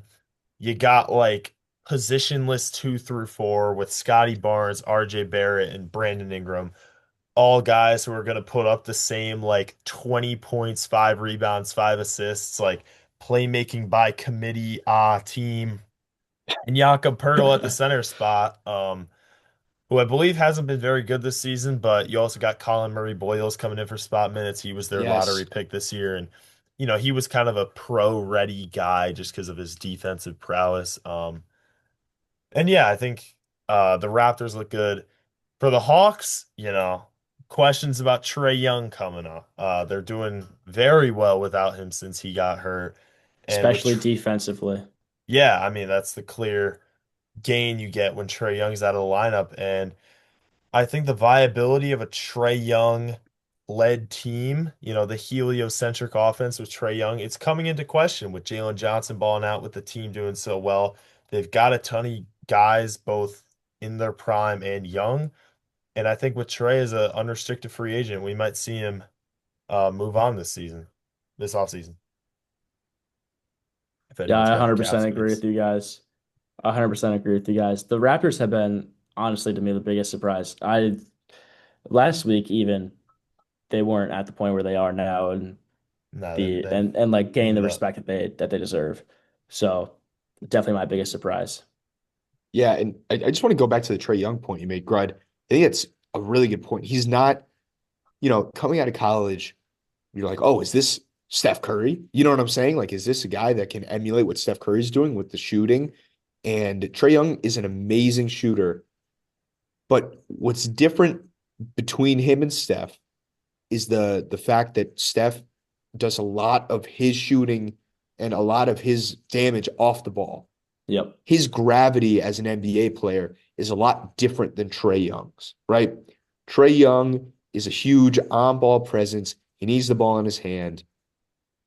And that's how, like you said, heliocentric offense, right? It runs around him. And on the other end, he's not this amazing team defensive player. Like he's That's not a one good way to put defender. it. Yeah, like he's a horrible defender. And even in a good defensive scheme, which this team has, he's still a negative. You know what I'm saying? Whereas Steph on the defensive end when those teams were championship teams, and even now, he's not a great defender, but he tries and he's True. actually solid in the sense of a team defense, right? So I do think Trae Young might have to go just to see, just for the Hawks to see what they have. Now, where are you going to trade Trae Young? What are you going to get back? He's a I have free no agent. idea. I mean, in these No, days, like a right, free agent. like mid-season if you can, Oh, but I guess I with the mean, new, yeah, it's no, just tough with yeah, the contract. I Like was, he would yeah, he would be getting traded to a team that like it would be like a salary dump. Like let's say I'm just thinking about this because this is the team I know. The Wizards, they probably wouldn't do this, but like let's say the Wizards traded for Trae Young, they'd give up like a couple first round picks and send back CJ McCollum to match the salary. Like it'd be a team that has those salaries that would match. it would have, you're absolutely right. It'd have to be something like that. And it has to be a team that would be confident in retaining Trae Young and thinking that, hey, we can make this work, which I don't think you can. You've seen him with two elite defenders next to him in DeJounte Murray, at the guard position at least, in DeJounte Murray, in the Great Barrier Thief, Dyson Daniels. Like, that's what I'm saying. I don't know. I don't think Trae Young works for winning basketball. Unfortunately, yeah. Yeah. Um, and yeah, we're getting a taste, and we're gonna continue to get a taste of what the Trae Youngless Hawks look like. I believe he's, kind of out for a little while more. I'm pretty sure that injury they're taking their time with it. I believe it was a knee injury. So yeah, Yeah. and Jalen Johnson, I mean, I've got him on my fantasy team. I'm ecstatic about how he's been performing recently. Yep. And he is one of the names that I want to talk about in what'll probably be our final segment, little riveting segment I want to call All-Star or Nah, bro. So I'm gonna give y'all, yeah, we'll do this fairly quickly because we've got a lot of names on the list. And a lot of these guys are first time All-Stars that I'm gonna put out there. But some are also guys who like have made an all-star team, but you wouldn't necessarily expect. And, let's predict if they're going to be on the all-star team come February. This isn't a would they be an all-star right now? Because then it's like, all right, Austin Reeves is obviously an all-star right now. It's do you think we're going to keep it up to the point where they're an all-star in February? So, yeah, Jalen Johnson, real quick. I mean, he's averaging 21, 9, and 6 for the four seeded Hawks. Is that even a question? Like, Yeah, I think it, if Yeah. I think he can keep this up. I think especially, if Trae Young, even when Trae Young comes back, he plays well with Trae Young. He's a good pick and roll threat there. KP, we didn't even mention that KP's kind of been on and off the floor. Yeah, as always. Yeah, I think this is pretty straightforward. Jalen Johnson should keep it up. If they're a top 6 seed, I think he is their all-star. Yeah, and it's also a thing with with the All-Star game, like if you're a good team, they want to give you an all-star, and if Trae Young's out, like he's kind of the pick. Yeah. I absolutely agree. He's taken his game to a whole other level this year. All right. So keep it on the Jalen theme and maybe even more of a no-brainer. Jalen Duren averaging 20 points and 12 rebounds this season on 67% from the field. A good free throw percentage as well. I mean, they're 12-2. He's an all-star right now, but do y'all think he's keeping it up? Absolutely. I think the Pistons are also going to keep it up as a team in general. And having two All-Stars in Cade and Duren is definitely on the table. And I think Yeah. that Duren has definitely emerged as, I don't know, what would you guys say? Top five, top three, big in the East? Oh, in the East, I think I was saying the Yeah, league. Well, I mean, off the top of my head, you got Cat, you got Bam, that's the Giannis two is a that came to my big. mind. Would you count? Maybe we'll say centers then. Yeah, I guess Yeah, Yeah. Cat, Well, I Bam. think Cat's definitely better. I would say Duren's better than Bam. Dude, I think Duren is definitely better than Bam Adebayo. Who No. would you rather have? I would rather have Bam Jalen had a Duren. bio. Are you kidding me? Oh That yeah, what dude. recency bias ass take is that? Dude, Bam Dog, hasn't what the been this fuck? amazing center. Bam has averaged stats like that for over a half decade. Jalen Duren's And done it when for has that led to 12 winning games. basketball? And when has They that led made to the winning fucking basketball? finals Yeah, like What are 4 you years talk? ago. Like Three? 4 years ago. What are 3 you years talk? ago Whoa, then. what are you? Nah, you're tweaking. Dude, like 3 years ago, bro. That's And I agree, crazy. it's led to winning basketball. But when was the last time Bam had a buy? Like, I would right now, Grud, I'm taking Jalen Duren pretty easily, pretty handily. I'm taking Jalen Duren over Bam Adebayo I mean, as a dude, center the in the East. defensive side of the ball, Bam Adebayo is a five-time all-defensive player. Jalen Duren is making strides on that end, but he's not regarded as a good defender. I mean, slow your Dude, roll. How are you dude, acting I'm like taking no. It's not even an argument for me. I'm taking Jalen Duren, bro. that's fucking insane? Dude, I am Jalen Duren is no shocked. slouch on the defensive end either. And also, Is he a he's got a 28 DPOY? PER right now, bro. A 28 PER. PER, bro. What even is that shit? Oh my God. And he's averaging better stats. He's on a better team. Like, this is not even, for me, it's not All even a right. question. That's crazy. I And he think you did were it also talking about the past a little bit, Grud. But Bam has still been a great player this year. 12 games, bro. That's true. It is true. 12 games over a half decade of being a top five big in the league. That's crazy. Dude, That's crazy. I think Bam is a great player. Jalen Duren is better now. I think he's a better player. If he does this over 82 games, I'll consider it. But I also think like Bam Adebayo is just a more versatile and overall better player. He's a better playmaker. He's more of a main piece than Jalen Duren is for the Pistons. Like we don't have to get into that. That just shocked me. You think Jalen Duren's better than Bam Adebayo after 12 games of the He's a season? better pick and roll threat. He's a better off, like, just pure, like, scoring near the basket. He's better. I think as a defender, he's That's worse than fair. Bam. I agree. Bam is a better defender and playmaker. But in the pick and roll in that offense, and he's winning. They're 12-2. Like, All right, yeah. I said if he does it over a full season, I'll consider it. But I think that's crazy to say like he's better than like a pretty three-time All-Star, five-time all-defensive guy over the last decade who's like not playing like it, but he's in the prime of his career. Um, yeah. We'll disagree. We'll agree to disagree. We'll check in at the end of the season. Who's the next guy Um, on your list, Grud? yeah, we'll just rapid fire through these because it is getting late. Um, Norman Powell, I think he's averaging like 27 right now. The Heat are okay. They're in the play-in as always. What are your guys' thoughts on that? 25 points, 4 rebounds, 3 assists, 46% from three. Is he keeping this up to make an all-star team? I think even if he keeps it up, which I don't think he will with Tyler Hero coming back, I don't think he's making the All-Star team. That's fair. Um, Yeah. I would yeah. agree. I don't think that like he's just a scorer. That's really all he does. Yeah. Yeah. And to give Bam his roses, because I do think Bam is a very good center. I just think that Jalen Duren's better. Bam, if the Heat were to get an All-Star, my money would be on Bam.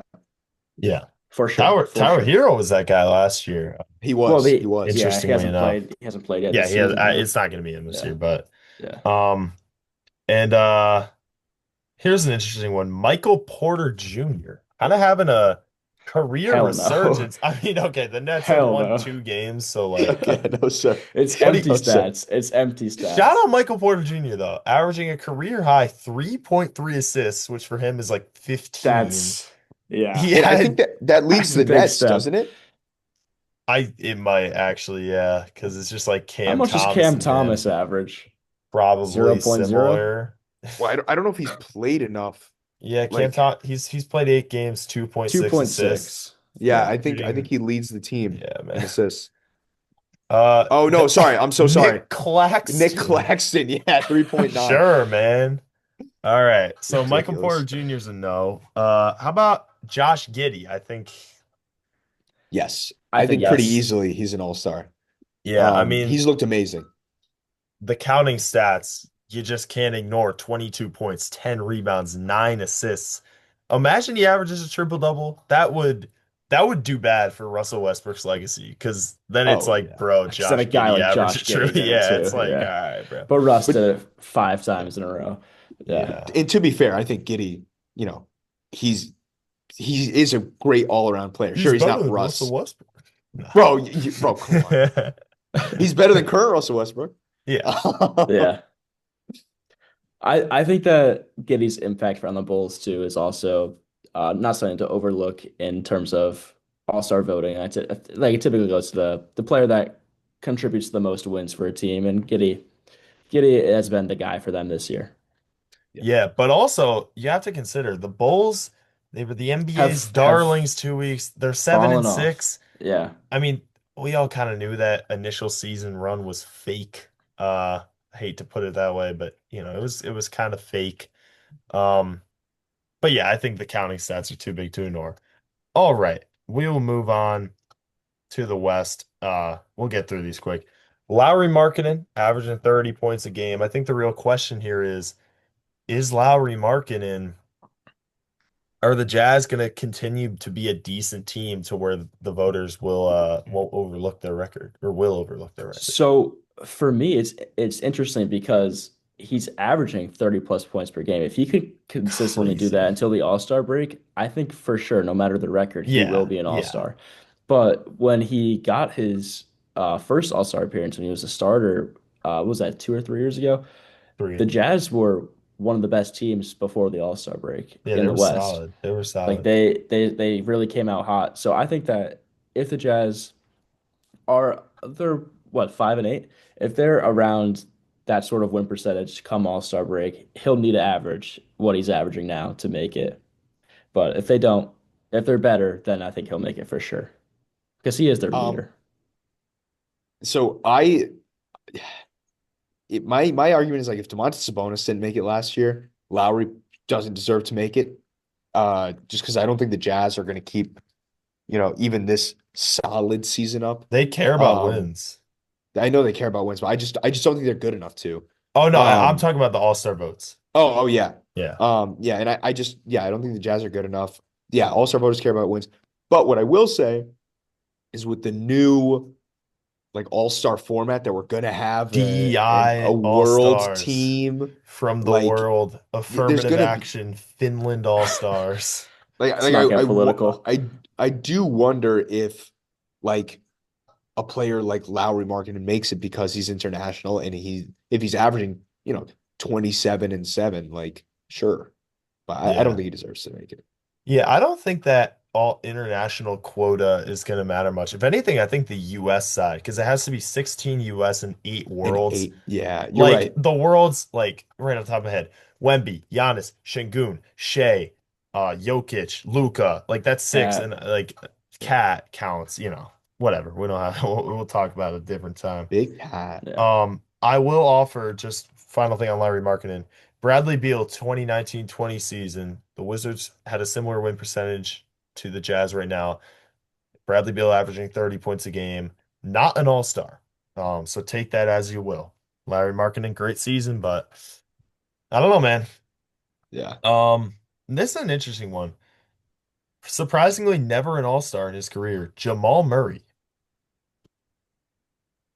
Yeah, I mean, this is another one that if the Nuggets keep playing at the level they're playing, granted they lost to Josh Giddey and the Bulls last night, but if they keep playing at this great level, they're a top, I'm saying off the top of my head, 3 seed. Yeah, the top 2 seed, the I think second seed two, in the second. West. Yeah, like Jokic is the best player in the world. He's the best basketball player I've ever seen. But Jamal Murray is pretty damn good as well. And I think finally at one point, again, he is international. So you're right. That Yeah, might work again. against him. Him being, from Canada might work against him in this All-Star Well, game. actually, no. So they select whoever it is, and then if, like, let's say in the original 24 players, there's 12 world and 12 US, they won't Yeah. like kick out the world players. They'll add more US players. So that's actually another thing to Oh, consider. They're gonna add more all-stars more likely than Mm. not. got you. So Okay. there's a bigger chance of these guys making it.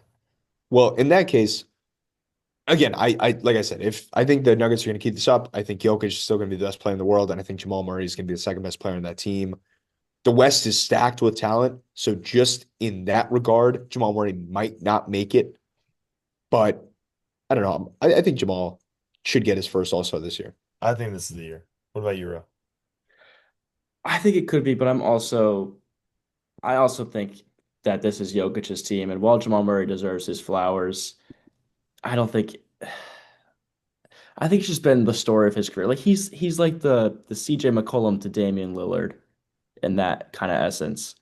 Like he is their obvious two guy that deserves his flowers, is obviously always in contention for All-Star, but I just don't think he's gonna make it personally. And that's nothing against him. I like Jamal Murray as a player. I think he's awesome. But yeah, I just don't see him Yeah, being an all-star, it's, unfortunately. it's tough in that West. How about his teammate Aaron Gordon, averaging a, career high 45% from three on 5.2 attempts per game and 20 points. He's your favorite role player, man. I Yeah, mean, He's that's awesome. yeah. AG. Yeah, if Jamal Murray doesn't get it and they want to give an All-Star to the Nuggets, sure, give it to Aaron Gordon. The I guy's been amazing as would love I it. think he's the best role player in the league, if not top three, whatever. Yeah, But I was thinking about this depends earlier in on the how year. you I think he's define the role play. yeah, right, exactly. That's the question. But I think like pure role player, I do think he's one of the best, if not the best. And if you want Kyle Korver-esque all-star this year, sure, man. Yeah, Yeah, that'd be a good comparison is what Kyle Korver did. I don't think he's yeah. gonna be an all-star, personally. Um, Good stats, great contributor to a championship caliber team, but yeah, he would need some injuries and stuff. yeah. I would love to see that though. I love like the random ass all-stars, like Fred Van Vliet, 2022 all-star. Sure, bro. Like, Exactly. That was sure. fun. That was fun. Yeah. I just love looking on Basketball Reference and seeing, yeah, Fred Van Vliet was an all-star. Yeah, D'Angelo Russell was an all-star. Like just these random players. That happens a lot more in football. Tyler Huntley, one-time Pro Bowler. Yeah, one-time Pro Um, Bowler. that's BS though, because it's That I just mean, like that was barring a lot of injuries everyone and players not playing due to everyone playoffs, just but sits out. It's just yeah. BS. Um, moving on, Austin Reeves. This is, I This think, the toughest one. this is my like I'm strong on Austin Reeves becoming an Mhm. all-star this year.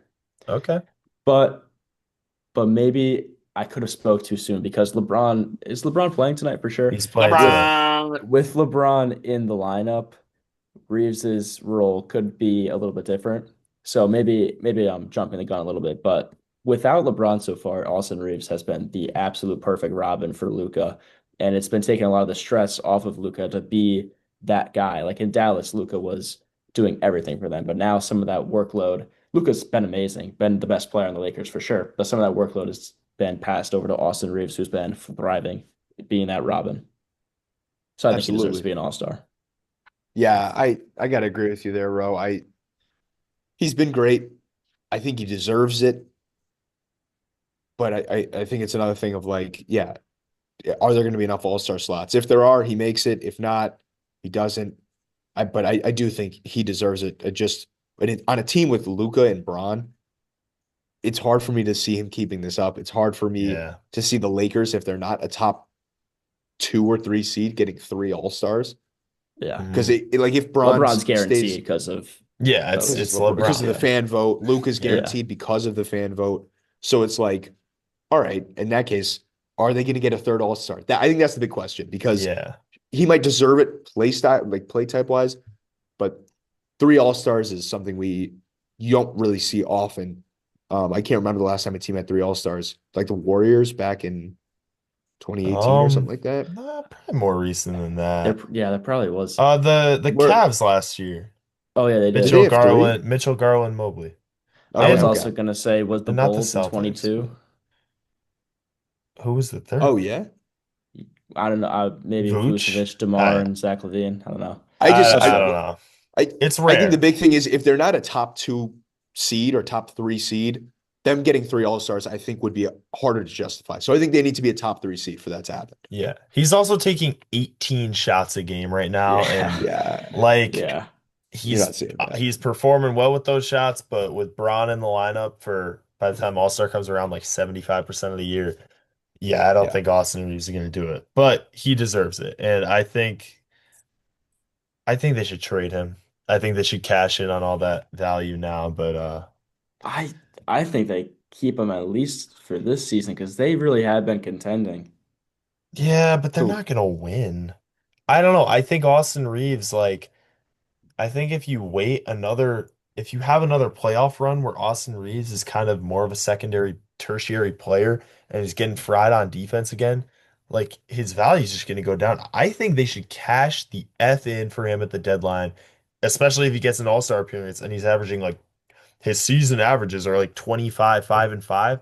Get yourself 3 first round picks and set you up because Austin Reeves and Luca, they're not the most complimentary players. Defensively, at least, I think. Yeah. So offensively, they've shown Yeah. it. Yeah. But yeah, Austin Reeves, shout out to him, but probably not an all-star. Uh I'll say this, Julius Randle. Dude, what are we thinking? He's having a My bounce back year.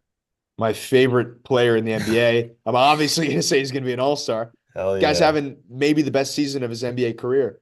And that's Yeah. after he rejuvenated my Knicks back in 21, brought them to the playoffs, lost to those damn Hawks. But I mean, he's had a great season. Yeah, 24, 7 and 6.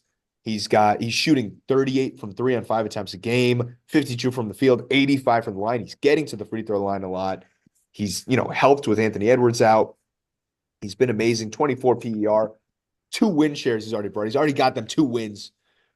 He is playing outstanding, winning basketball. This is better than his most improved season. If you look past just the counting stats, Julius Randle, stamp it, baby. He's an all-star. He's keeping it up. I hope to God they get 2 because then that'll be his 4th all-star of his career. Let's go, Julius Randle, man. 4 all-stars. That's get a few more. You're teetering on Hall of Fame I was Yeah. gonna conversation. say, man, he might have to be. That He would, might be better than say Bam Adebayo right now. you know what? This season, that's not a question, so I'm not gonna concede Not that even one. this season, dude. I think career to career. I think Julius Randle's had a very interesting career, to be honest with Yeah. you. Yeah, Start off very, like very interesting. like the dude started off on the Lakers was Chungus and was not too good, but that Pelicans year kind of brought him to where he is now, the development. I think that he will be an all-star. I agree with what Kieran was saying and the fact that he deserves it, and he's having the best year of his career. I might, you know what? I mean, hmm, I'm torn. I want to be contrarian. Um, nah, but with the volume he's getting right now, with how good the Timberwolves are playing, like I think he'll get in. I think he will. And the last name on the list is one former Wizard, now Portland Trailblazer, Denny Avdia. What are we thinking? Listen, this like the Trailblazers have been a fun team. I don't think he's gonna be able to keep it up. I don't Mhm. think the Blazers are gonna be able to keep it up. So while he's been having a fun season and like most improved candidate for sure, I just don't see it right now. Yeah, they've lost four of their last five. Their one win coming against the Pelicans. So, as my rant talked about, it's not a great team. A dumpster Y- fire. Yeah, Denny Sell the is team. averaging basically four turnovers a game.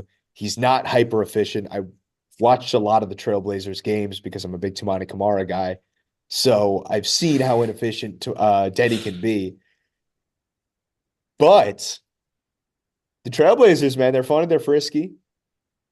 They've got the guy, I can't remember, Shaden, Shaden right? Sharp, Shane Sharp. Shaden Sharp's coming he's back turning it soon, up. hopefully. He's playing right Oh no, now. he's here. Who am I thinking of then? The point guard. Oh, Scoot. Yes, Scoot. Thank you. Oh, Scoot's still out. So Scoot, yeah, Shaden Sharp's been turning up, but Scoot will be back soon. I think if the team can keep up the winning, I don't know. I've said this about basically everyone, but Danny could be an all-star. It's And really what it again, comes down to. this could be the constraint of international. He's Israeli, so he's not born in America. So you wonder if just because he's not this, so he's an international player, that they only have 12 slots for international players. Uh-oh, you're not making the It's all-star eight, team, buddy. actually. Oh, it is. I thought you said it was 12 earlier. It is only the Well, eight. no, so it's eight minimum, but they could select more. They would just need to add more US players so the US teams have enough. Got you. Yeah. You said Denny Avdia is inefficient. This is his pretty No, comfortably no, his. this is his most efficient year. I'm saying in general, I think Denny's an inefficient basketball player. Oh, okay. I Yeah, he's mean, like shooting last year watching him, he absolutely the 37%. was. thing with efficiency is, people look at field goal percentage a lot. And if you want to count turnovers and efficiency, yeah, the assist to turnover ratio isn't good. But that man's getting to the line. 8 free throw attempts per game, by far career high. When he was on, I mean, I hated that trade for the Wizards, and I still do, to be honest. Bob Carrington just doesn't look like an NBA player right now. That's besides the point.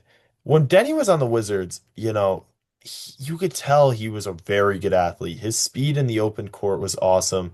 And toward the end, he really started to use his body. He was a really effective driver, bumping people in traffic, super good in transition, and we're seeing him start to leverage that more in the half court, which leads to more free throw attempts. And as much as people don't like him, free throw attempts are the most efficient shot in basketball. He's shooting 8 a game. He's shooting 86% on them. I think Denny Abdi is an all-star this season, as long as the Trailblazers keep up like 500 play, which I think they will. I think they're a solid team. I think Denny Abdi is an all-star, and I think it'll hurt me a little bit because yeah, man, that trade. I mean, they got okay value for him, but he was clearly on the uptick after the 2024 season. Well, guys, thank you for playing All-Star or Nah with me. Um, and yeah, I think that'll wrap it up for the episode, no? I think Yeah, so. I think we're Yeah. good. I just last thing I want to mention is Nikola Jokic is the MVP. Nikola He's the best player Jokic in the world. glaze was the only bullet point we Pete didn't said it go before he over. left. I think I'll just reiterate it. Guy's amazing. Yeah. All right, Ro. Best Sorry, player in end the us world. off. But Yeah. yeah. No, Jokic is the best player in the world. Yeah, thank you guys very much for tuning in to episode 2 of the Full Court Press podcast. We're having a lot of fun, and this has been a great experience so far. And we're going to continue pumping out content for you guys. And always make sure to check in Mondays and Wednesdays, 4 to 5 p.m. Full Court Press Radio that Kieran hosts with his co-host Jake on Worcester Radio. Say the WCHC 88.1 FM, Worcester's only alternative source, link in bio. Yep, that's Link it. in the bio. That's it. And then make sure to follow us on all socials at Full Court Press Pod. So thank you guys very much, and see you next week.